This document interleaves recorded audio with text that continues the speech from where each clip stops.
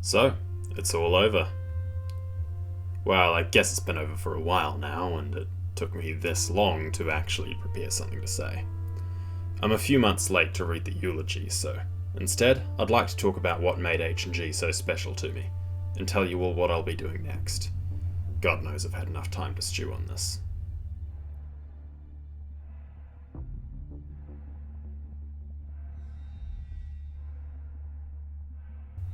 When I think H&G, I think combined arms.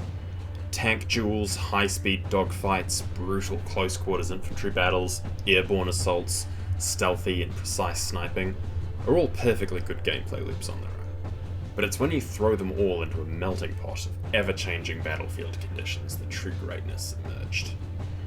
The Heroes and Generals battlefield was a thing of beauty. Infantry using tanks as cover and as fire support, pushing into objectives. Aircraft screaming overhead, weaving between trees, chasing each other at aileron-rattling speeds while peering to spot a ground target, just begging for a perfectly placed bomb. Recon needling from cover on off angles and paratroopers drifting down onto high ground positions. It was perfectly orchestrated chaos. But the most important and most unique characteristic of all is what gave the game its name. Heroes and Generals. It's easy to forget when you're mostly an FPS player, but H&G was, at the same time, a shooter and a strategy game. H&G was, on one level, a desperate fight between two infantry in a room, racing each other to reload their submachine guns. On another level, it was a back and forwards between two combined arms armies fighting over land and sky, pushing across a huge and wide open map through a variety of terrain, with infantry, tanks, and planes trying to achieve a common objective together. But on another level again, it was a colossal war for Europe, between three vast factions, each with thousands of players, blocking enemy offensives, mounting precision strikes into enemy territory for key targets, sacrificing a few men here and there to buy time for an offensive elsewhere by stalling or launching diversions, sending in just the right resources a team needed to make the difference. It's an incredible moment to alt-tab to the strategic map, order a unit of medium tanks onto the battlefield, tab back into the tactical game, and have them literally appear in my team's infantry and drive them across the bridge we've been stuck on together with my squad, pushing our way to victory. H&G's bigger gameplay picture provided moments that a simple two-team lobby shooter like Hell Let Loose, Enlisted, Battlefield, or whatever, could never hope to mimic. Every kill made a difference. Blowing up that heavy tank wasn't just a pain in the ass, it's gone from the enemy faction. When this battle ends, the damage I did persists in the larger war. There was a permanence to every action that magnified the sense of accomplishment from doing well. It gave you something to keep fighting for, even in the face of overwhelming odds. Because damn it, if we can't hold this objective forever, well, at least we can make the bastards bloody well pay for it. The competition, if I can even call it that in good conscience, was simply never a match. Take Enlisted. On a surface level, both are free to play World War II shooters, but the kindest words I can find for Gaijin's offering are, it helped me appreciate the things H&G got right. Enlisted is a terrible substitute in so many ways. Stupid infantry movement, terrible vehicles that don't respond to player input whatsoever, awful gunplay and balancing, but the kicker was totally inconsequential team play. A single-player squad in Enlisted has all the resources and equipment it needs to take on any threat, so there's no need to work with your teammates. Playing Enlisted with friends just feels like playing however many parallel single-player games. It's terrible. Just as a side note, what the fuck is wrong with Enlisted players? This is my first game back after being away for like over a year on a campaign I hadn't played before, and I topped the scoreboard. What are you all doing? At the other end of the spectrum, team-oriented tack shooters like Hell Let Loose or Rising Storm consist of slow, methodical, positional fighting only.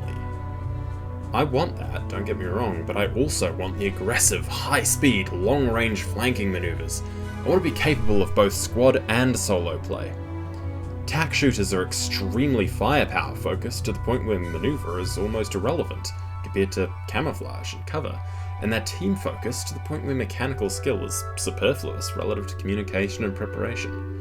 And that's not necessarily bad game design, but it's absolutely not a replacement for the fast-paced, combined arms action of Heroes and Generals.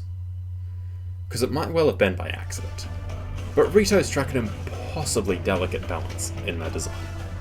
A shooter that simultaneously gives a skilled player the ability to hard carry on their own as long as they're skilled enough, and yeah, your team is bad enough, but it also offers massive rewards for effective team play. H&G's resource system and RTS-FPS duality lent it this emotional impact that these other games, where the effect of your actions go no further than that lobby, they simply can't match. It had the violent and skillful infantry combat and thrilling combined arms interplay you might see in a game like Titanfall 2, but with team play mechanics as tight-knit, cooperative, and rewarding as Overwatch. Scale larger than Battlefield, with a three-way dynamic strategic war that stretches across an entire continent, while retaining the smallest details of shooter gameplay. Being able to fight at melee range and dance around obstacles as small as trees and tank traps, lending it thousands of hours worth of replay value, with genuinely original and fulfilling action the whole way through. What game could possibly provide such a balance of spectacle and nuance, power and freedom, self-determination, creativity, and teamwork? With no sequel on the radar, what game could ever match H&G? Oh. That's fucking cool. PlanetSide 2 is a colossal scale, fully combined arms, sci-fi MMO shooter, spanning battlefields and disciplines in a way that makes H&G's arsenal and vehicle pool pale in comparison. Hundreds of players, maps kilometers across, fighting a continuous war in true H&G fashion that pushes back and forth between three opposing powers on a strategic scale, stretching from the mud to the stars. You can do anything here. You can creep around behind enemy lines, sabotaging equipment, assassinating vulnerable targets, provide recon for your team. You can snipe from extreme range, perching yourself on towering mountaintops or nestling in dense jungle canopies. You can hide an APC near the enemy base as a forward spawn point, much like you would of an H&G. You can crew a tank, solo or as a team, with different sizes of vehicle available and different crew requirements. Grab a jetpack and a shotgun, catapult yourself into danger, blast bad guys and throw grenades left, right and center, drop C4 on an enemy tank and fly away as it erupts spectacularly behind you. Grab an LMG and overshield and chew your way through enemy squads with careful positioning and ammo management, flipping through your weapons one by one as a variety of increasingly urgent threats demands your attention, until eventually you're holding 3 empty guns and swinging a knife like a madman, and if you don't get out alive, at least you're going to try and take that one last fucker down with you. You can work with your team as a mobile combat unit, healing and reviving down squad mates, providing cover fire, setting up defenses, deploy a heavy machine gun turret, cover one entrance while your buddies cover the other, set up landmines at key choke points, keep your squad topped up on ammo. You grab a suit of power armor and bash your way into a room full of hostiles, dual miniguns blazing, chewing through one poor soul after another until some cheeky shit with a rocket launcher clobbers you in the face. You can gather materials and build a gigantic fortress with your friends. Set up artillery, establish forward spawn points, vehicle infrastructure, build bridges, build walls, build anti-tank turrets, fight a tank, die to a tank, respawn with a heavy bomber, get shot down by an enemy fighter, desperately try to crash land so your crew can survive, die in a giant fireball, respawn with jet fighters, zoom like crazy through trees and mountain passes and ravines, fly sideways, why the fuck not? Put an ejection seat on the aircraft so you can survive enemy flak, or don't because you're not a pussy. Drift down to earth with your jetpack, maybe shoot down an enemy plane in midair because you're just that fucking cool. You can roleplay as an artillery piece, you can deliver ammo to the front lines by truck or cargo plane, fly above an enemy base with a dropship and deploy your whole team like paratroopers to absolutely anywhere you can fly to. Grab an invisible quad bike, slap a fucking grenade launcher on the front. You and your friend can duck and weave hidden in plain sight between dozens of enemy vehicles. Sneak in cheeky missile hits onto the rear armor at every opportunity. Grab fucking scuba gear and amphibious rifles. Go fight underwater. Get totally not the sea glide thing from Subnautica to pull you around. Get yourself a boat. Shoot yourself out of a cannon. You could be mobile air defense for your mercenary thunder run on its way to Moscow. I mean, ice attack plant. You can grab all the boys in an aircraft halfway between a Huey and a Star Wars LAAT and shoot fucking rocket launchers and sniper rifles out the side of a moving aircraft and even drop anti-tank mines on enemy roads from the air, because get fucked, random dude who thought you were safe. Oh, and you can get like 50 people in a gigantic fucking Star Destroyer helicarrier thing and go conquer the fucking planet from the sky.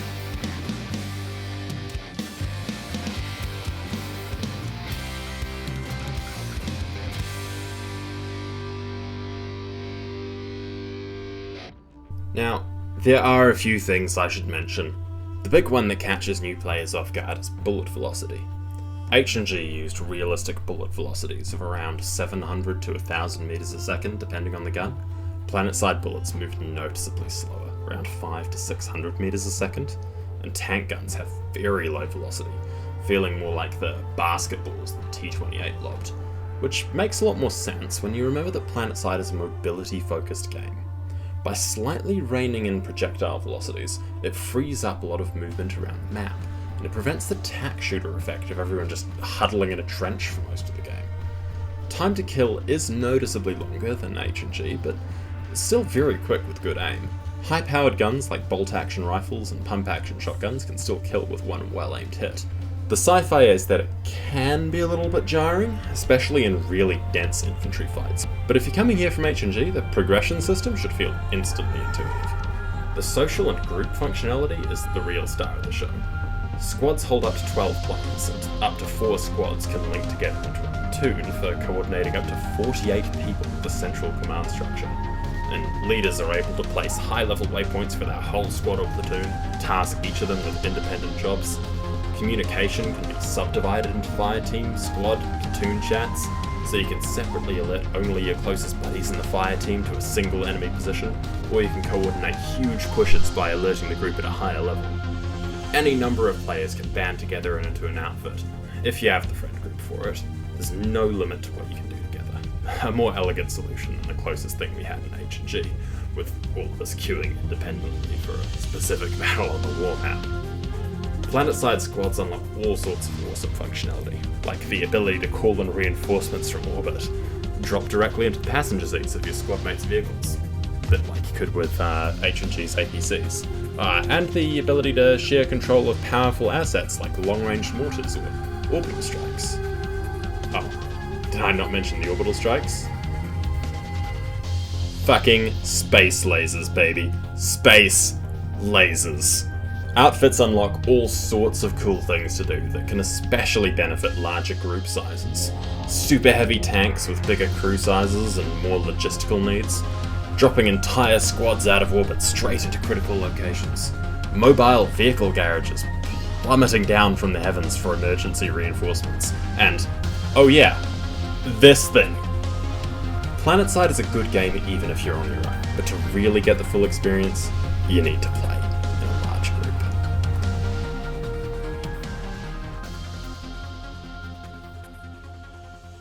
The factions are engineered in such a way that they counter each other perfectly. In an intractable three-way self-balancing stalemate, it's impossible for any one faction to permanently win, as the further they push across the continent, the more they'll start fighting a two-front war. Veteran Generals players will recall the Vienna strategy, edging on the German side shortly after the Soviets were added to H&G, replicating this effect on a map that wasn't quite as delicately designed for it. The only real trouble I've had so far is the server situation.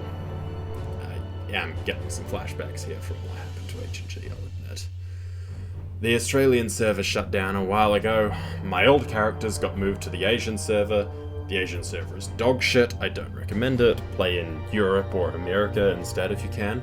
But I was already getting dog shit ping on H&G, so having to play at 200 milliseconds in American servers doesn't actually bother me too much, and Frankly, PlanetSide's better hit reg does make it a more positive experience overall. Movement and shooting is all handled client-side, which means that your hitbox lags behind you a small amount depending on your ping, leading to a slight peakers advantage, which I actually love because it punishes corner camping, which used to be a big problem in H&G. Together with the slightly reduced projectile velocities, PlanetSide's physics intrinsically reward aggressive mobile gameplay. The map design is fucking phenomenal. I've never seen such creative and diverse battlefield geometry within a single game, except for maybe some community maps for Team Fortress. From claustrophobic underground labyrinths to huge open plains to treacherous ravines between soaring mountain peaks, dense jungle undergrowth beneath a thick canopy that shields from large aircraft while providing airborne infantry with a variety of stealthy perches. Fortified compounds perched precariously on the edges of vast cliffs, which, thanks to the presence of actual air vehicles, are more than just something to push the enemy off. Although that's still something you can do.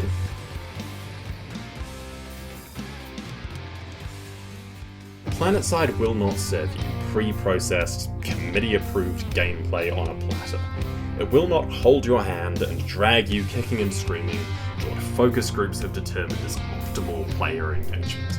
This isn't Valorant or Overwatch where we lock you in a map the size of a postage stamp with 10 sweaty preteens to fight over a single objective with pre-packaged loadouts. PlanetSide is, and only ever is, what you make of it. But my god, it is fucking awesome. They hand the players the keys to a good time and let you unlock the door yourself.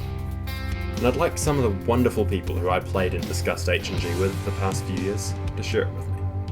I've put a Discord link in the description and a pinned comment. If any of you are looking for some guides to get up to speed on this game, let me point you towards one of the best YouTube content creators, Commander Sirius. And I will see you all on PlanetSide.